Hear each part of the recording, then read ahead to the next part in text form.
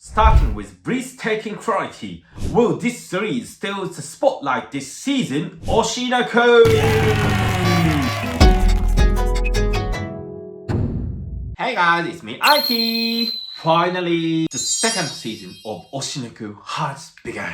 Right from the start, it captivated me with its incredible quality that lived up expectations. This episode is titled the 2.5D Stage Play Edition. It revolves around the creation of a 2.5-dimensional stage play based on the manga Tokyo Blade featured within the series. The episode explored the characters' growth and the intense clash between the original creator and the playwright, making for a dramatic storyline. From the very beginning, the production felt as if I were watching the real drama stage from the audience's perspective, with such immersive direction that I was instantly drawn into the world of the work. What really left an impression on me was the acting battle scene between the new characters Himekawa and Ari Makana, introduced this season.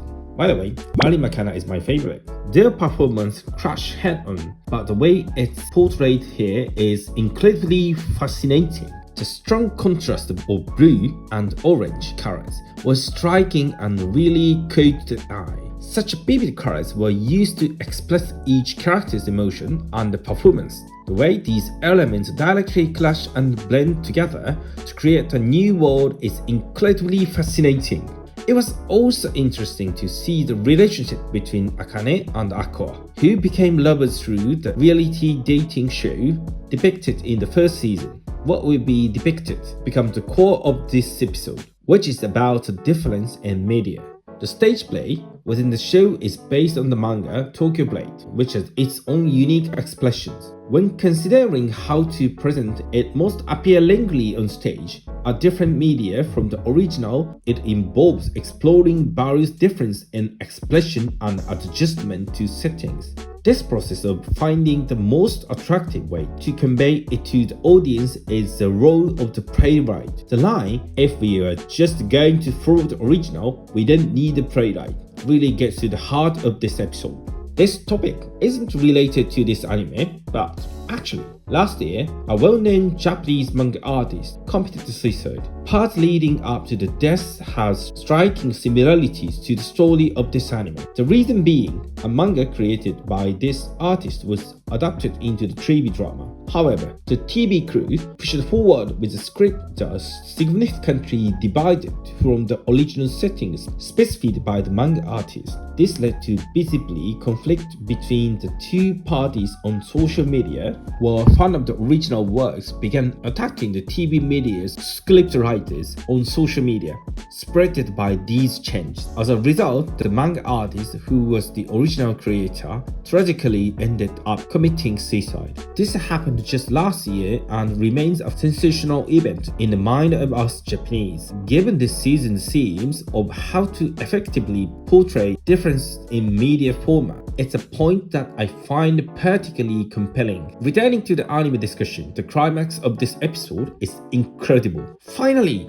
the original author appears during the theater rehearsal. When the original author, Abiko Sensei, first appears, she is quite nervous, but upon seeing the actors' serious dedication, she feels compelled to stand up and say something, urging them to change the script. When asked which part should be changed, she simply says, "Everything." This one word. She uttered the absolute worst word a scriptwriter never wants to hear, and the room instantly froze over in silence. This single statement, coming from completely different atmosphere and temperature than before, had an incredibly impact.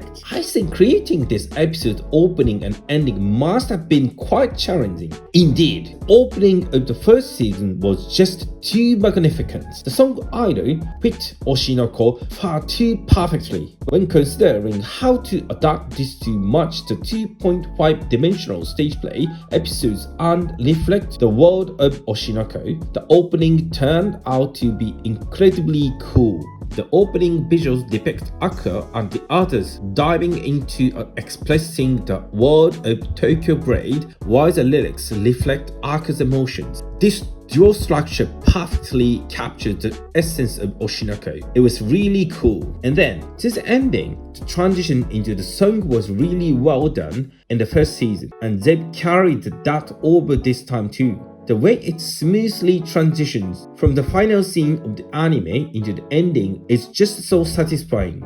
So, that was discussion about 12th episode of the second season of Oshinoko. Truly, Oshinoko lives up to its reputation of profoundly entertaining and its episode indeed. Okay, what did you all think? Please let me know in the comment below, and don't forget to subscribe to the channel.